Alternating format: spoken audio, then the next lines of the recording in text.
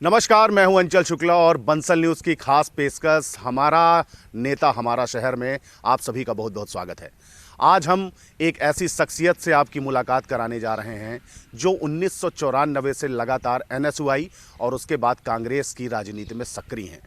कहने को तो वो अपना आदर्श कमलनाथ को मानते हैं और कमलनाथ के ही मार्गदर्शन में चल के उन्होंने राजनीति का पहाड़ा सीखा, इकाई दहाई सीखी उसकी, और आज रीवा जिले के शहर अध्यक्ष जैसी महत्वपूर्ण भूमिका में हैं।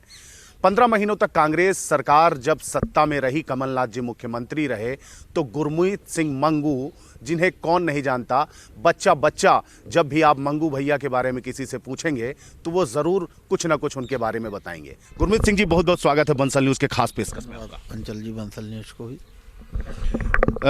जैसा कि हमारे कार्यक्रम की जो लाइन ही है हमारा शहर हमारा नेता, तो जाहिर सी बात है नेता का शहर कैसा हो उस विषय में हम बात करते हैं। और ऐसे में रीवा में आपका जन्म हुआ, रीवा में आप पले बढ़े, रीवा की आबो हवा में आप रहे, ऐसे में रीवा में राजनीति करी, रीवा में आपने लोगों के हितों के लिए सड़कों पर भी संघर्ष किया। मुझे बहुत अच्छी तरह से याद है कि संजय गांधी अस्पताल की समस्याओं को लेकर हो या अन्य रीवा जिले की समस्याओं को लेकर हो, प्राइवेट बिल्डर को ज़मीन सरकारी देने की का मामला हो, आपने जो है तो पैदल यात्रा भी किया, अलग भी जगाई लोगों के बीच जा करके। काफ़ी लंबा संघर्ष रहा है आपका। कैसे देखते हैं आप अपने रीवा को, किस अस्तित्व के रूप में? 1956 के पहले भी आपने सुना होगा और उसके बाद भी लगातार विंध्य प्रदेश का विलय होने के बाद भी शहर, वो भी रीवा, जो देश ही नहीं प्रदेश में अपनी पहचान रखता है।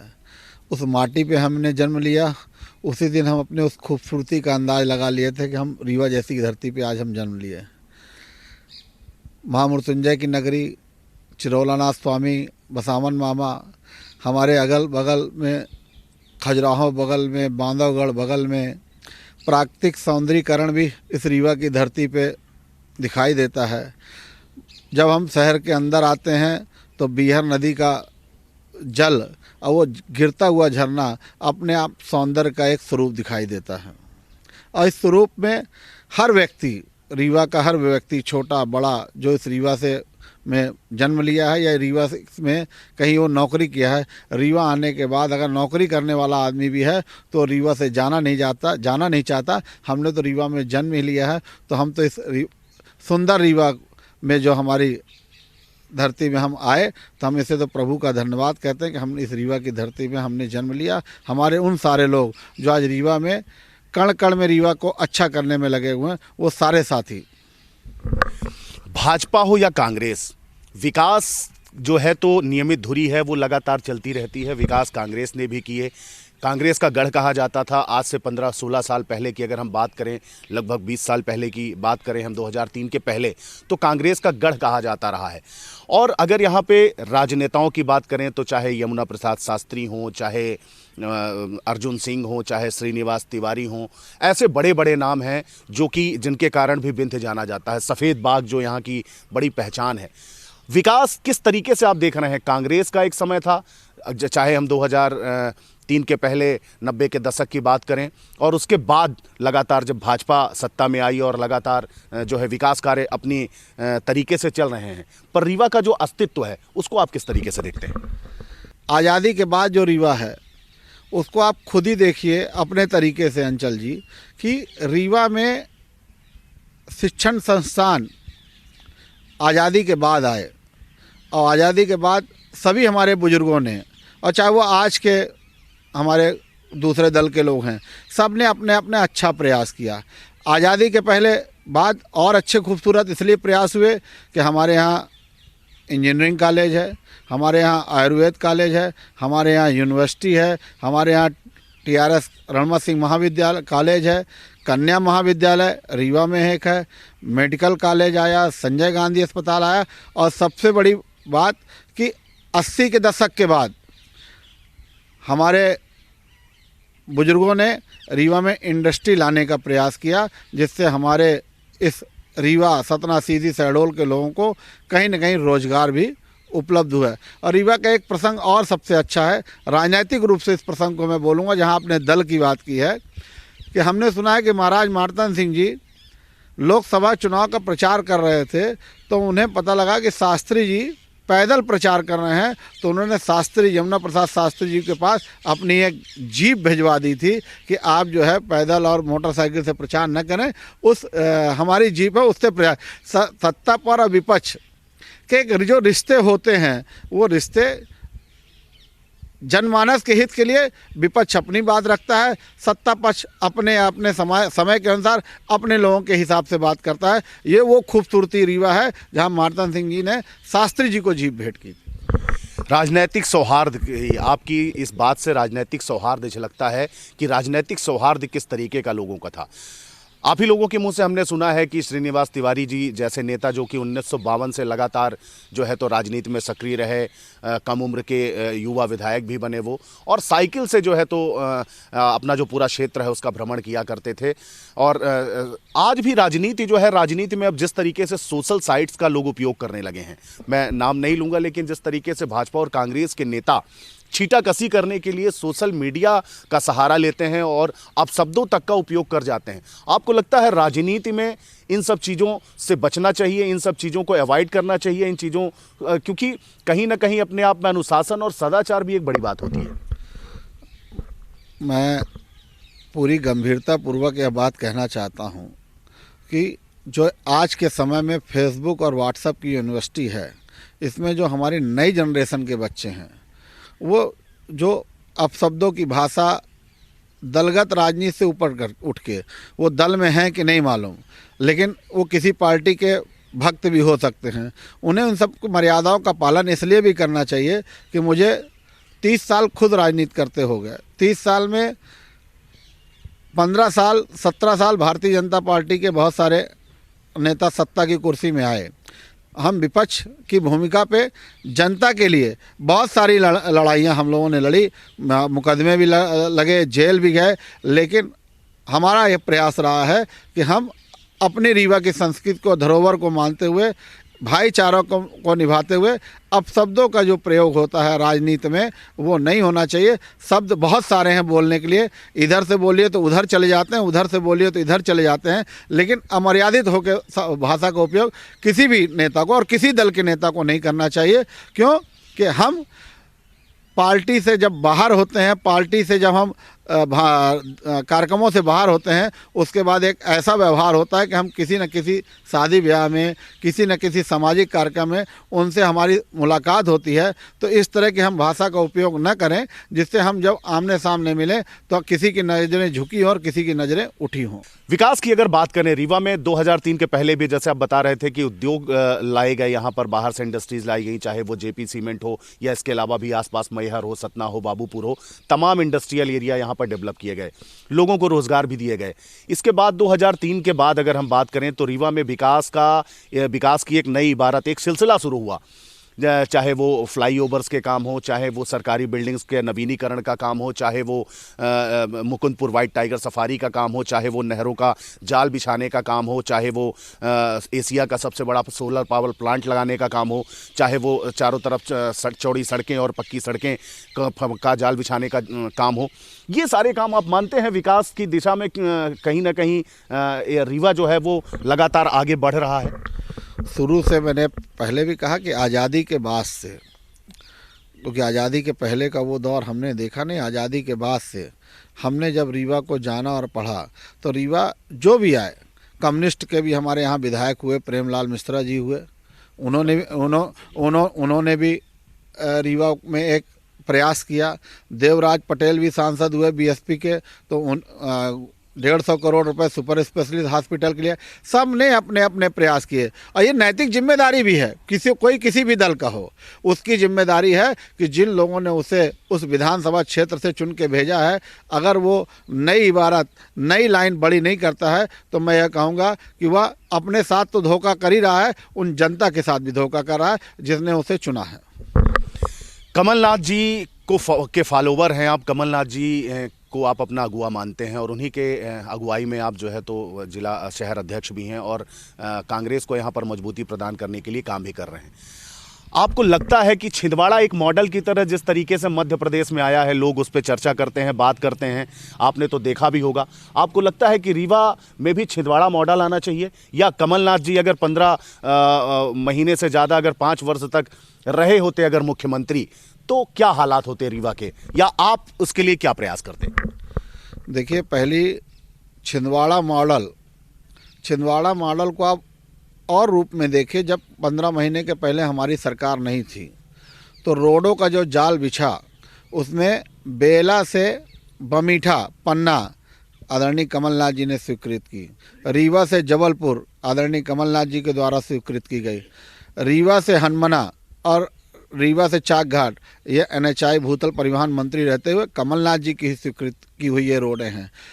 कमलनाथ जी छिंदवाड़ा ही नहीं, महाकौशल और मध्य प्रदेश में उनका यह प्रयास रहा है कि हम शहरी विकास मंत्री या भूतल परिवहन रहते हुए ज़्यादा से ज़्यादा मध्य प्रदेश में पैसा मिले। और यह बात भारतीय जनता पार्टी के नेता बाबूलाल गौर ने बिल्कुल खुले मन से कहा था कि आदरणीय कमलनाथ जी ने मुझे जो मैंने मांगा मध्य प्रदेश के लिए दिया है।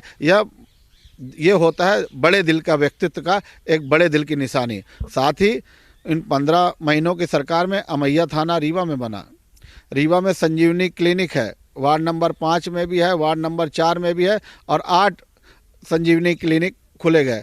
आप बधाई के पात्र हैं। सौर ऊर्जा प्लांट बना, सौर ऊर्जा प्लांट में रीवा गौरवान्वित होता है। सुनने में लगता है कि नहीं, क्या है, रीवा में सबसे बड़ा सौर ऊर्जा प्लांट है। जिस तरह हम बचपन की उम्र में देखें तो कहा जाता था सफ़ेद शेर कहाँ पाया जाता है, कहीं रीवा में पाया जाता है। जब हम स्कूल और कॉलेज गए तो कहीं रीवा के धरती के आदरणीय कुंवर अर्जुन सिंह जी, आदरणीय श्रीनिवास तिवारी और आदरणीय यमुना प्रसाद शास्त्री जी का नाम पूरे देश में चर्चित रहा है। तो उम्मीद करता है सरकारें आएंगी जाएंगी, लोग आएंगे जाएंगे, लेकिन एक उम्मीद रहती है कि यह व्यक्ति आया है तो हमारे लिए कुछ करके जाएगा। मैं जब स्कूल और कॉलेज के टाइम पे छात्र राजनीति कर रहा था तो एक प्रसंग आया था कि प्रेमलाल मिश्रा जी ने विधानसभा में 1 घंटे 40 मिनट का लगातार विधानसभा के अंदर भाषण दिया। ये बातें या महान व्यक्तित्व की महान रहती है, वो आम जनमानस की में यादों की तरह संजोई जाती है। जो भी व्यक्ति होगा काम करेगा उसको जनता भी सराहती है और आने वाले समय उसको महान व्यक्ति की श्रेणी में मिलाया जाता है। जातिवाद एक ऐसी समस्या है, चाहे विंध्य की अगर हम बात करें तो इसे ब्राह्मण बाहुल्य कहा जाता है, और यहाँ पर ठाकुरों का, ब्राह्मणों का और इसके साथ अन्य जातियों का अपना अपना प्रभाव है। आप एक सरदार होने के नाते जो है तो अल्पसंख्यक वर्ग से आते हैं, ऐसे में इस जगह पे जिला अध्यक्ष बनना और सबको एक ही माला में पिरोना कितना कठिन रहा होगा, ये कितने चैलेंजेस रहे होंगे, या आपको लगता है कि नहीं यहाँ पर सारे तरह के सौहार्द जो है स्थापित हैं? नेता लोग की भाषा अच्छी रहती है कि यह जाति का शहर है, यहाँ जातिवाद बहुत ज़्यादा है, इसकी संख्या ज़्यादा है, इसकी संख्या कम है। जब रीवा में कोई प्रशासनिक अधिकारी भी आता है तो उसके मन में बहुत सारा डर पैदा कर दिया जाता है कि रीवा में ऐसा है, लेकिन जब वह प्रशासनिक अधिकारी रीवा आके 2 महीने 4 महीने साल भर रुक जाता है तो उसका जाने का मन नहीं करता। क्यों कि रीवा की जो संस्कृति है हिंदू मुस्लिम सिख ईसाई भाईचारा की, उस संस्कृति में वो ढल जाता है। इसी तरह मैं रीवा की धरती में रीवा के प्रेम से ढला हुआ हूँ। उसके 2-3 छोटे छोटे उदाहरण हैं। लोग कहते हैं जातिवाद है, मैं इस जातिवाद को बिल्कुल नहीं मानता, क्योंकि मैं जब जिस स्कूल में पढ़ता था सरस्वती स्कूल था, वहाँ मेरे मित्र ब्राह्मण समाज के भी थे, राजपूत समाज के भी थे और हमारे अन्य पिछड़ा वर्ग SC SC ST समाज के भी लोग, हम लोग साथ में खाना और खाते थे और घूमते थे, खेलते थे, जिस तरह क्रिकेट के मैदान में सब लोग खेलते हैं। रीवा में मेयर का चुनाव हुआ, बहुत समाज के लोग अपने अपने चुनाव लड़े, कोई कांग्रेस से लड़ा, कोई BJP से लड़ा। रीवा से 2 बार सरदार प्रहलाद सिंह जी को टिकट मिली और हर बार वो 2000-2500 से वोट से कम हार जाते हैं, और अन्य समाजों को भी टिकट मिली, लेकिन वो कांग्रेस पार्टी के अंदर 5000, 7000, 8000 से हारते थे। तो मैं मानता हूँ कि आपका व्यवहार और आपकी जो सामाजिक समरसता है वो कैसी है, यह रीवा वह देखता है कि वह व्यक्ति शांत मन का है, वह व्यक्ति, हाँ, रीवा का व्यक्ति की एक सबसे बड़ी खूबसूरती और है अंचल जी, रीवा का व्यक्ति बदमाशी और कलाकारी और जादूगरी को पसंद नहीं करता। रीवा में विधायक थे मुनि प्रसाद शुक्ला जी, शांत स्वभाव के थे। आदरणीय महाराज साहब जी शांत स्वभाव के थे। आदरणीय प्रेमलाल मिश्रा जी शांत स्वभाव के थे। युवा की धरती में आप देखिए नागेंद्र सिंह जी भी हैं। सबसे ज़्यादा कहा जाता है कि उनको ब्राह्मण समाज समर्थन करता है, तो समर्थन करता है। राजपूत समाज के लोग उनको कम समर्थन करते हैं, ब्राह्मण समाज के लोग ज़्यादा करते हैं। तो रीवा में आपने कैसा रिश्ता बुना है यह महत्वपूर्ण है। रीवा में जातिवाद की बात जो करते हैं वह सिर्फ अपना हक लेने के लिए, राजनीतिक हक लेने के लिए, और या अपनी महत्वाकांक्षा जो उनकी रहती है वो लोग इस तरह की बात करते हैं। शहर में, ज़िले में जातिवाद नहीं है। यह जातिवाद नेताओं के चौराहों में चर्चा का विषय हो सकता है, आम जनमानस के दिलों में नहीं। गुरमीत सिंह जी, मैं आपको लगभग 15 वर्षों से जानता रहा हूँ और पत्रकारिता के इस 15 वर्षों में मैंने जब से आपको जाना, तो एक चीज़ मैं लगातार देख रहा हूँ कि आप युवाओं को आगे बढ़ाने के लिए, चाहे वो NSUI का चुनाव हो, चाहे वो यूथ कांग्रेस का चुनाव हो, या फिर कांग्रेस में कोई किसी चीज़ को डिजर्व करता हो, तो आप उसके लिए हमेशा प्रयासरत रहते हैं। ऐसे कई नाम हैं जो मैं जानता हूं जो आज अच्छे पदों पे हैं, आपके कांग्रेस की राजनीति कर रहे हैं। छात्र संघ चुनाव हो, आप सब में युवाओं के लिए एक मतलब मजबूती ढाल बने रहते हैं, उनका चाहे आर्थिक रूप से हो या मतलब मानसिक रूप से हो, मतलब आप हर तरीके से उन्हें इनोवेट करते हैं। ये क्या वजह है? मतलब ये इसका कोई कारण तो होगा। मैं राजनीति में सफल ही इसलिए हूँ और मेरा खुशी का खुद ठिकाना नहीं है कि जो मेरे छोटे भाई मेरे साथ चले सन 1996-97 से, जो भी मेरे पीछे मेरे सहयोगी बन के मेरे साथ चले, वो भगवान की कृपा थी, मेरे पिता का आशीर्वाद है कि वो आज रीवा ज़िले और शहर की धरती में कहीं न कहीं जनप्रतिनिधि बने, सरपंच बने। और सबसे ज़्यादा गर्व का विषय ये है कि रीवा शहर के अंदर सबसे ज़्यादा जो यूथ और NSUI के छात्र नेता बने हैं वो मेरे साथ चलते थे, मेरे साथ खड़े होते थे और गांधीवादी तरीके से कांग्रेस के विचारों को ओत-पोत करते थे, जिसमें कुछ मेरे साथी, मेरे छोटे भाई बीजेपी के पार्षद बन गए, हमारे साथ कंधे से कंधा मिला के संघर्ष करते थे। मुझे खुशी है कि आज वो बीजेपी के पार्षद हैं। कुछ हमारे साथी सरपंच बन गए, बीजेपी के पार्टी के अंदर हैं। मुझे खुशी है कि जब उंगली पकड़ना सीखा उन्होंने तो कांग्रेस और मेरे सहयोग से और मेरे साथ दे के उन्होंने आगे बढ़ा है। तो जब वो मुझे मिलते हैं तो मुझे गर्व महसूस होता है कि मेरा छोटा भाई आगे बढ़ गया। 2023 में एक बार फिर से विधानसभा चुनाव है और बीते विधानसभा चुनाव में आपकी मेजॉरिटी जो है वो कुछ खास नहीं कर पाई। हाँ, ये जरूर कहेंगे कि कमलनाथ जी की अगुवाई में हम 55 से 114 सीटों तक आप पहुँचे, लेकिन संपूर्ण बहुमत ना होने की वजह से जो है आपकी सरकार या आपके ही विधायक और मंत्रियों के दगाबाज होने का मैं तो नहीं कहूँगा, लेकिन ये जरूर है कि उनके पार्टी छोड़ने की वजह से कमलनाथ जी की सरकार गई, वो मुख्यमंत्री पद से हटे। 2023 में आपको क्या लगता है, क्योंकि आप विंध्य से हैं, रीवा जो है संभागीय मुख्यालय है, रीवा जो है तो विंध्य का एक महत्वपूर्ण हिस्सा है, विंध्य प्रदेश की राजधानी भी रहा है और आप 30 वर्षों से राजनीति कर रहे हैं। ऐसे में विंध्य में जिस तरीके से कांग्रेस का पतन हुआ है, जो कभी गढ़ हुआ करता था, उसकी क्या वजह हो सकती है और उसको मजबूती प्रदान करने के लिए या आगामी चुनाव में अपनी यहाँ पर मेजॉरिटी बढ़ाने के लिए, अपनी संख्या बढ़ाने के लिए आपका क्या प्लान है? लगातार घर चलो घर घर चलो, उसके पहले जन जागरण यात्रा, पोलिंग बूथ में इससे पहले पिछले 20-25 वर्षों से मैंने नहीं देखा न मैंने सुना कि घर घर चलो जन जागरण यात्रा कार्यकर्ताओं के द्वारा निकली हो। पहली बार मध्य प्रदेश के अंदर पहले यात्राएं लीडर निकालते थे, घर घर तो नहीं जाते थे, बड़े नेता कहीं चौराहों पे या बड़ी सभा करके चले जाते थे। ये पहली बार हो रहा है कि मध्य प्रदेश के अंदर घर घर चलो जन जागरण यात्रा। ये मैं सुना हूँ लोगों के द्वारा कि यह उस समय जब दिग्विजय सिंह जी प्रदेश अध्यक्ष थे तब इस तरह की एक यात्रा निकलती थी और वो कोशिश होती थी कि पंचायत वार्ड में ज़्यादा से ज़्यादा लोगों से संपर्क करना। यह दौर 30 साल बाद फिर लौटा है। आज की तारीख में लोग कांग्रेस का एक एक वर्कर एक एक पोलिंग में जा रहा है, जो पहले संभव नहीं हो पाता था किसी कारणवश। और दूसरी बात, मैंने फिर कहा था सरकारें आएंगी जाएंगी, लोग आएंगे जाएंगे, जिनको जिनको महत्वाकांक्षा होती है वह पद की चिंता छोड़ अपनी महत्वाकांक्षा की ओर जाता है। किसी को पद की चिंता होती है तो किसी दूसरे दल में चला जाता है और किसी को पैसों की चिंता होती है, रुपयों की गठरी लेने की चिंता होती है, इसलिए वो दल छोड़ के चला जाता है। लेकिन वो जो जाता है, चाहे वो भारतीय जनता पार्टी का नेता दल छोड़ के जाए और चाहे वह कांग्रेस पार्टी का नेता दल छोड़ के जाए, उसकी विश्वसनीयता नहीं रह जाती और आने वाले समय में उसके बच्चे ही उससे सवाल पूछेंगे, उसका परिवार उससे सवाल पूछेगा कि आपने हमें नर्क में ढकेला है, और उसे उसका परिवार नहीं माफ़ करता, उसका दोस्त माफ़ नहीं करता। 2023 के चुनाव में क्या सिनेरियो देखते हैं आप? मध्य प्रदेश में कांग्रेस किस स्थिति पे होगा और संगठन को मजबूत करने की दिशा में क्या प्रयास चल रहा है? या कमलनाथ जी जैसा कि इस उम्र में भी वो जिस तरीके से उनका काम करने का जज्बा है, जितने घंटे वो काम करते हैं, कार्यकर्ताओं से वो कितना मिलते हैं? आप तो उनके बहुत करीब रहे हैं, तो मैं जानना चाहूँगा कि उनके ऊपर ये भी आरोप लगा है कि वो कार्यकर्ताओं से मुलाकात नहीं करते, बात नहीं करते, और ज्योतिरादित्य सिंधिया शायद इसी दुख के कारण या उनके इसी बिहेव के कारण जो है तो पार्टी से चले गए थे। आप ज़्यादा बेहतर समझेंगे।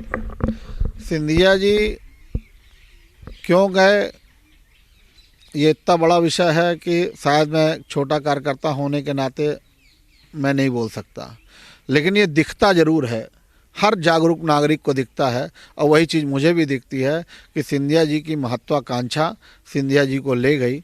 और दूसरा निवेदन यह है कि राहुल गांधी जी के परम मित्रों में गिनती होती थी, तो दोस्त जो भी हो, जब वो विषम परिस्थिति में हो तो दोस्त अगर साथ खड़ा रहता है तो अच्छा लगता है, और जो दोस्त विषम परिस्थिति में साथ छोड़ के जाता है उसे हिंदुस्तान की जनता, मध्य प्रदेश की जनता है जानती है कि उसे क्या बोलना है। तो सिंधिया जी के साथ वही है कि अगर आज कांग्रेस विषम परिस्थिति पे थी और बहुत अच्छे मित्र थे आदरणीय सिंधिया जी राहुल गांधी जी के, तो उन्होंने मध्य प्रदेश की कांग्रेस को तो छोड़ा ही छोड़ा, एक अपने मित्र के साथ दगाबाजी करके गए। आने वाले समय में हिंदुस्तान और मध्य प्रदेश की जनता इसका भी, प्रकृति सब देती है, चाहे वो 10 साल बाद दे, चाहे 20 साल बाद, प्रकृति इसका भी जवाब देगी। 2023 रीवा संगठन की आपने बात की, तो मुझे लगता है अंचल जी, रीवा को भी आपने बहुत नज़दीक से देखा है, क्योंकि आप रीवा के ही रहने वाले हैं, रीवा में ही आपकी पैदाइश हुई है। पहले शहर और ग्रामीण कांग्रेस कभी एक नहीं चलती थी। पिछले 20-25 सालों से मैंने नहीं देखा कि शहर का ज्ञापन अलग होता था, ग्रामीण का ज्ञापन अलग होता था। 25 साल बाद आदरणीय कमलनाथ जी के नेतृत्व में 2018-23 मई के बाद रीवा शहर और ग्रामीण कांग्रेस एक साथ चलती नज़र आती है, एक साथ ज्ञापन होता है, एक साथ कार्यक्रम होता है। यह जन जन में इस बात की चर्चा, और कांग्रेस का जो कार्यकर्ता है वो बहुत खुश है। नेता जरूर हो सकता है दुखी हो, क्यों कि उनकी एक अपनी मजबूरियां हैं, उनकी एक महत्वाकांक्षा है, वो उस महत्वाकांक्षा को पाले। हर नेता चाहता है कि मुझे कुछ ना कुछ मिले, लेकिन कांग्रेस का कार्यकर्ता खुश है कि कांग्रेस एक साथ चल रही है। जय हिंद, जय भारत। 2023 में आपको क्या लगता है कि 2023 में कांग्रेस एक बार सत्ता में फिर से काबिज होगी? जनता का रुख आप देख लीजिए, उत्तर प्रदेश आपके बगल में है, उत्तर प्रदेश की सीमा में जो चल रहा है, अगर भारतीय जनता पार्टी ने कुछ काम किए हैं तो जातिवाद की मैं समझता हूँ जरूरत नहीं, हिंदू मुस्लिम की जरूरत नहीं है। मध्य प्रदेश में आप देख लीजिए कि अगड़ा और पिछड़ा का झगड़ा कराना, पंचायत में पिछड़ा वर्ग को लेके जो सुप्रीम कोर्ट से लेके चल रहा है, नगर निगम का चुनाव ना होना, ये सब क्या है? 2023 में कांग्रेस पार्टी की सरकार बनेगी और यही नगर निगम का जनमानस, पंचायत के सरपंच और पंचायत की जनता इनको करारा जवाब देगी। जनता इंतजार कर रही है, क्योंकि जो वादे किए थे, महंगाई का वादा किया वो पूरा नहीं किया। आपके सामने बिजली बिल की आज क्या समस्या है वो आपके सामने। मैं भारतीय जनता पार्टी के नेताओं से साफ कहना चाहता हूं कि आपने जो वादे किए हैं, आपने वादे गरीब के लिए जो किए हैं, आपने जो वादे मिडिल क्लास के लिए हैं, उसे पूरा करिए। जनता दल से नहीं जानती, जनता जानती है कि जो दिलों में राज करे, जो जनता की सेवा करे, उसे ही वो स्वीकार करना चाहती। क्या ऐसा कांग्रेस के माध्यम से, क्योंकि अगर कमलनाथ जी मुख्यमंत्री बने तो क्या करना चाहेंगे? मंगू जी को क्या लगता है अपने शहर के लिए, अपने ज़िले के लिए, कि उन्हें कांग्रेस सरकार आने के बाद करेंगे वो? सबसे पहली प्राथमिकता तो कन्या महाविद्यालय की है। ये लंबे समय से, पिछले 40 वर्षों से कन्या महाविद्यालय दूसरा नहीं बन पाया। उसका प्रयास कांग्रेस की 15 महीने की सरकार में हुआ और जीतू पटवारी जी ने घोषणा भी की, लेकिन दुर्भाग्यपूर्ण सरकार लुट गई तो बन नहीं पाया। दूसरा, लक्ष्मण वास संस्थान, पीसी शर्मा जी ने 1 करोड़ रुपए की घोषणा करके गए कि वह लक्ष्मण बाग संस्थान को सुंदर, स्वच्छ और जितना, क्योंकि वह लक्ष्मण बाग संस्थान ऐसा संस्थान है जो 400-300 साल पहले की हमारी आस्था का एक केंद्र है, विंध्य की आस्था का केंद्र है, उसका जीर्णोद्धार करना। आदरणीय कमलनाथ जी से, इंडस्ट्रियल के बारे में कमलनाथ जी से बड़ा मध्य प्रदेश के अंदर कोई ऐसा व्यक्ति नहीं है जो किसी भी मालिक को बोल देगा। तो मुझे ऐसा लगता है कि वो कमलनाथ जी की बात पे, उनके विश्वास पे 24 घंटे के अंदर उस जगह फैक्ट्री लगाने के लिए तैयार होगा। तो हम सबका प्रयास होगा कि रीवा ज़िले के अंदर सीमेंट का जो जाल कांग्रेस के ज़माने में पहले बिछाया गया था, फैक्ट्रियां लगी थी, वह जाल एक बार फिर लगाया जाए। दूसरा एक प्रयास और होगा कि डभौरा के नीचे जहाँ पे अभिजीत और वीडियोकॉन ग्रुप को आना था, वह भारतीय जनता पार्टी के सरकार में किसी कारण नहीं आ पाया। फिर भी मैं भारतीय जनता पार्टी के नेताओं से आग्रह करूंगा कि अभी भी समय है, अगर इन 2 सालों में वीडियोकॉन और अभिजीत ग्रुप द्वारा जो गरीबों की ज़मीन ली गई थी वहाँ पे या तो प्रोजेक्ट लगवा दें और या उन ज़मीनों का पैसा वापस करा दें। क्योंकि एक नियम है कि अगर 4 साल 5 साल तक कोई प्रोजेक्ट वहाँ नया नहीं लगता है तो वह ज़मीन किसानों को वापस होनी चाहिए। मैं विकास पुरुष और विधानसभा अध्यक्ष जी से बड़े हृदय के साथ निवेदन करना चाहता हूँ कि या तो वहाँ प्लांट लगवा दें या बेचारे किसानों को, हमारे जो किसाने उसी आस में ज़मीन दी थी कि हम यहाँ कुछ व्यापार कर लेंगे, आज वह कुछ नहीं कर पा रहे हैं, तो उनकी ज़मीनें वापस कर देंगे तो खेती बाड़ी करके कुछ अपना पेट पाल लेंगे। और आने वाले समय में सरकार जब बनेगी तो आपने देखा है मोहल्ला क्लिनिक वार्ड नंबर 5 में बनी है, जिसकी जानकारी मैं पहले भी दे चुका हूँ। रीवा शहर को और अच्छा सुंदर क्या हो सकता है, इसके हमारे सारे बड़े बुजुर्गों के साथ बैठ के उसका एक प्लान बनाएंगे। जो छोटा प्लान था और बड़ा प्लान था वो मैंने आपके समक्ष रखा है, आने वाले समय देखते हैं। तो ये थे कांग्रेस शहर अध्यक्ष गुरमीत सिंह मंगू, जो कि बड़ी बेबाकी से अपनी बात कह रहे थे रीवा शहर के बारे में। उनका कहना था कि रीवा के पास पर्याप्त वैभव है और कहीं ना कहीं वो वैभव भाजपा ने ही चाहे किया हो या कांग्रेस ने किया हो, किया तो है, लेकिन अभी भी गुंजाइश तो है, चूंकि हर जगह गुंजाइश होती है और वो गुंजाइश रीवा के लिए भी है। आज हमारी खास पेशकश में सिर्फ इतना ही। अगली बार हम किसी और अन्य खास शख्सियत के साथ होंगे हाजिर। तब तक के लिए मुझे यानी अंचल शुक्ला को दीजिए इजाज़त। नमस्कार।